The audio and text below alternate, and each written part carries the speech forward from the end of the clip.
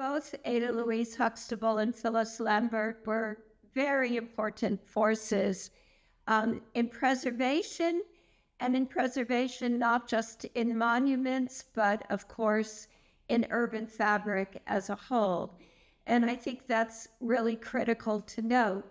I think she wrote, I mentioned this, maybe some 20-some op-ed pieces, editorials, strong articles between 61 and 65, before the legislation was passed, really about preservation.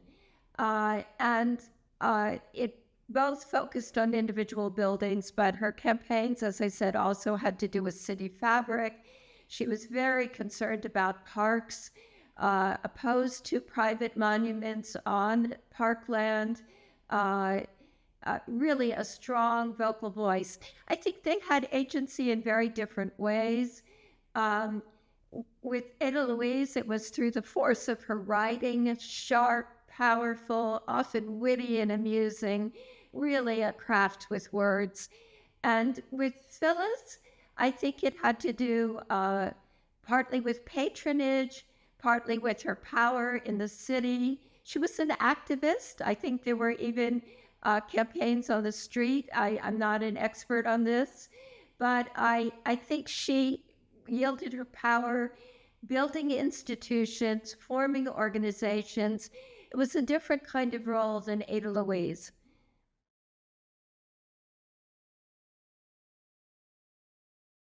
They were, interestingly, a generation that I would say was between the suffragette movement and second wave feminism or women's liberation movement. Being born, I think one was 21, Ada Louise, and the other two in 1927.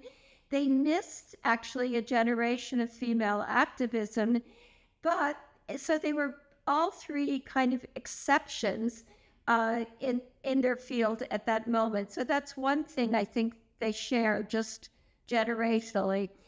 Two of them, of course, all three were quite educated. They come from different degrees of privilege. Ada Louise, I would say, is upper middle class. Her father was a doctor. She grew up on the Upper West Side, if I'm remembering correctly. Whereas Phyllis, of course, had immense wealth. So how they portray themselves, and obviously women of their generation were so under the spotlight. How you presented, you could not be ignored. I think women architects still face this. But I even feel guilty talking about dress, because how often when we discuss a male critic or a male architect do we discuss their dress? Occasionally we'll make a comment, but it's rare. Whereas how women present themselves somehow always becomes a subject of discussion.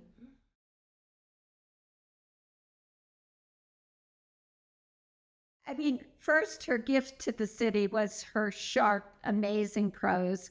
The moment I was old enough to start reading, which was maybe in high school, because my father got the Sunday New York Times, so sometimes I would see Ada Louise, but certainly by the time I got to college in 68, I was reading her passionately. We always followed her column. We were always eager to hear what she said. And I mean, she had such a gift for language, often using alliteration, middle ground, monument, mediocre, and just these phrases that would come out. But she just had this gift for words that made her criticism just ring. She was tough, but I think most people felt quite measured and fair in her criticism. Very rarely did we feel like she was just off. I mean, to me, one of the amazing things about Phyllis, for someone who comes from such privilege with such money, that she uses that to create an institution, to help revitalize her city, to preserve it. She always seemed connected to other Canadian architects and writers. her passion for Montreal, I think you feel immediately. And I mean, it's amazing what she's accomplished too, in this kind of invented role she's made for herself.